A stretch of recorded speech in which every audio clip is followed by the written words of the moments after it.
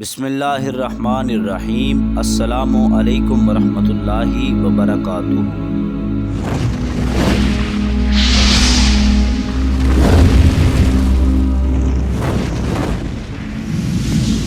پیارے دوستو، 1980 سے پہلے مسجد نبوی کے اندر روضہ رسول کے قریب جا کر گاڑیاں رکا کرتی اور زائرین یہاں پر درود و سلام پڑھا کرتے، لیکن اس کے بعد جب زائرین کی تعداد مسلسل بڑھتی گئی تو مسجد نبوی کی توسیع کے بارے میں سوچا گیا،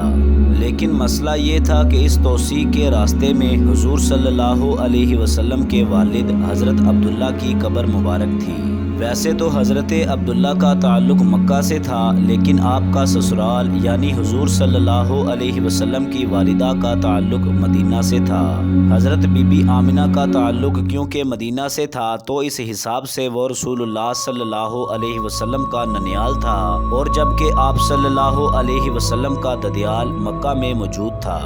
اپنی وفات کے وقت آپ مدینہ یعنی اپنے سسرال میں موجود تھے، اور انتہائی کم عمری تقریباً 18 سے 20 سال کی عمر میں آپ کا انتقال ہو گیا، اور اسی جگہ پر آپ کی قبر مبارک بنا دی گئی۔ پیارے دوستو، اس کے بعد 1980 کے دوران پہلی دفعہ آپ کی قبر کشائی کا فیصلہ کیا گیا تاکہ آپ کو جنت البقیع میں شفٹ کیا جا سکے، اور اس وقت تک آپ کی وفات کو تقریباً 1400 سال گزر چکے تھے۔ حضرت عبداللہ چونکہ اس کائنات کی عظیم ترین ہستی حضور صلی اللہ علیہ وسلم کے والد ہیں اور انتہائی قابل احترام ہستی ہیں، لہٰذا کسی بھی عام انسان اور گورکن کے بجائے نسل در نسل روضہ رسول کی صفائی کرنے والے لوگ، جو کہ حضرت سیدنا بلال حبشی رضی اللہ تعالیٰ عنہ کی نسل میں سے ہیں، انہیں کہا گیا کہ وہ سب سے پہلے قبر کشائی کی شروعات کریں۔ لہٰذا بالکل ایسا ہی کیا گیا، لیکن اس کے بعد لوگوں نے جو منظر وہاں پر دیکھا وہ انتہائی حیران کن تھا۔ کسی کو بھی امید نہ تھی کہ وہ ایک انسان کی لاش کو قبر سے 1400 سال کے بعد ایسے زندہ نکلتے دیکھیں گے کہ جیسے ابھی ان کا انتقال ہوا ہو۔ پیارے دوستو، 1400 سال قبر میں گزرنے کے بعد حضرت عبداللہ کا جسم مبارک صحیح سلامت تھا، اور آپ کی لاش مبارک کفن میں لپٹی ہوئی تھی۔ آپ کے جسم پر گوشت موجود تھا، حتیٰ کہ آپ کے جسم کے بال اور ناخن بھی صحیح سلامت تھے، اور ایک عجیب سی خوشبو تمام لوگوں نے قبر کے آس پاس سے محسوس کی۔ ان خوش نصیب لوگوں میں کئی لوگ جو کہ قبر کشائی کے دوران وہاں پر موجود تھے آج بھی زندہ ہیں اور اس واقعہ کے گواہ ہیں۔ ان خوش نصیب لوگوں نے اپنی آنکھوں سے اس دوبارہ تدفین کا منظر دیکھا، اور اس دور میں کیمرہ تو موجود تھا لیکن اس کا استعمال اتنا عام نہیں ہوا تھا، لہٰذا اس منظر کو کیمرے میں محفوظ نہیں کیا جا سکا۔ پیارے دوستو، بہت سے علماء کرام اور بہت سے فرقوں میں آج بھی حضرت عبداللہ اور آپ کے بھائی حضرت ابو طالب اور آپ کے والد حضرت عبد المطلب یعنی حضور صلی اللہ علیہ وسلم کے دادا جان کے ایمان پر بحث کی جاتی ہے کہ جب حضور صلی اللہ علیہ وسلم نے ان تک دین کا پیغام ہی نہیں پہنچایا، یا پھر اس سے پہلے ہی وہ انتقال کر گئے، تو بروز قیامت ان کا حساب کس بیس پر ہوگا؟ کیا ان تمام ہستیوں کی موت ایمان پر تھی یا پھر معاذ اللہ کفر پر؟ حضرت عبداللہ بنو ہاشم خاندان سے تھے، جو کہ عرب کے دو مشہور خاندان ہاشم اور بنو امیہ میں سے تھا۔ یہ دونوں قبائل قبیلہ قریش سے تعلق رکھتے تھے، اور قبیلہ قریش کے فوج کی ذمہ داری بنو امیہ کے پاس تھی، جبکہ بنو ہاشم قبیلہ مذہبی لحاظ سے بہت محترم تھا کیونکہ یہ لوگ خانہ کعبہ کے متولی تھے۔ پیارے دوستو، خانہ کعبہ کے طواف کے دوران عرب کے مشرک لوگ اللہ تبارک و تعالیٰ کے نام کے ساتھ اپنے بتوں کے نام بھی لیا کرتے تھے، اور خانہ کعبہ کے اندر بھی تقریباً 360 بت رکھے ہوئے تھے، لیکن اسلامی روایات کے اندر کوئی بھی ایسا ثبوت نہیں ملتا جو کہ یہ بتا سکے کہ آپ صلی اللہ علیہ وسلم کے والد، آپ کے چچا اور آپ کے دادا جان معاذ اللہ مشرک تھے اور ان بتوں کی پوجا کیا کرتے تھے۔ رسول اللہ صلی اللہ علیہ وسلم کے اعلان نبوت سے پہلے جو دین ان تمام ہستیوں تک پہنچایا گیا تھا، اور اس وقت کے حالات کے حساب سے یہ اس پر جتنا عمل کر سکتے تھے ان عظیم ہستیوں نے کیا، اور اللہ تبارک و تعالیٰ قیامت والے دن ہر انسان سے اس کے حالات اور اس کی حیثیت کے مطابق ہی سوال کرے گا، اور اس وقت کے اندر جتنا اللہ تبارک و تعالیٰ کا پیغام اس انسان تک پہنچا، اس وقت اس سے اسی کا سوال ہوگا۔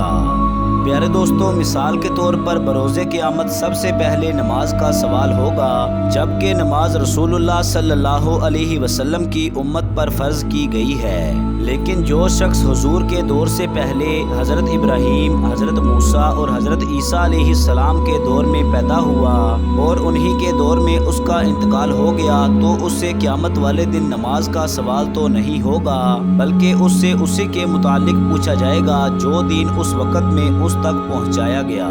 प्यारे दोस्तों, इसके अलावा अरब के लोगों में तारीख़ के एतबार से हज़रत इस्माईल अलैहिस्सलाम के बाद यानी तकरीबन 4000 साल पहले से किसी भी पैगंबर को नहीं भेजा गया था और ये लोग इसी वजह से आहिस्ता आहिस्ता दीन से भटकने लगे। कुरान करीम में उस ज़माने को जिसके अंदर एक लंबे अरसे तक किसी भी पैगंबर को ना भेजा गया हो, उसे दीन फितरत कहते हैं। और यही ज़माना हुजूर सल्लल्लाहु अलैहि वसल्लम के ऐलान नबूवत से पहले आपके घर वालों यानी आपके वालिद, आपके चचा और आपके दादा अब्दुल मुत्तलिब ने भी पाया था।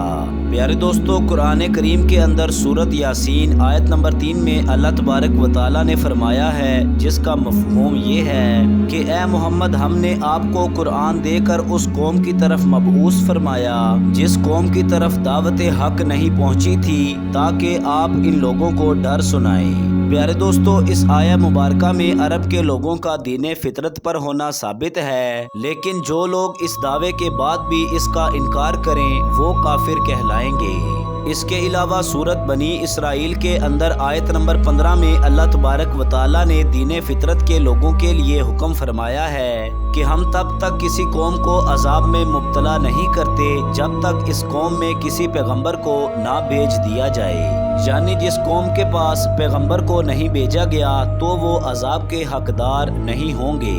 लिहाजा हुजूर सल्लल्लाहु अलैहि वसल्लम के वालिद, वालिदा और आपके बाकी तमाम घर वाले इन तमाम मुश्किलात और आजमाइशों से आज़ाद हैं। लिहाजा रसूलुल्लाह सल्लल्लाहु अलैहि वसल्लम के वालिदैन और आपके घर वालों के ईमान और कुफर का फ़ैसला हमें अल्लाह तबारक व तआला के हुक्म और कुरान की रोशनी में करना चाहिए। और जब अल्लाह तबारक व तआला फरमाता है कि मैंने उन्हें बख्श दिया, तो हमारी क्या औकात है कि हम लोग इस मामले में बहस करें। लिहाजा हमें इस मामले में खामोश रहना चाहिए और अपने ईमान की फ़िक्र करनी चाहिए कि हमें किस मकसद के लिए इस दुनिया में भेजा गया। दोस्तों, अल्लाह तबारक व तआला हम लोगों को समझने की और नेक अमाल करने की तौफीक अता फरमाए। कमेंट में आमीन ज़रूर लिखें। शुक्रिया। और वीडियो को लाइक कर दें, चैनल को सब्सक्राइब कर दें, बेल आइकन को क्लिक कर दें, ताकि हमारी नई आने वाली मज़ीद अच्छी वीडियोज़ बाकायदगी के साथ आप तक पहुँच सकें। अपना ख्याल रखिएगा। अल्लाह हाफिज़।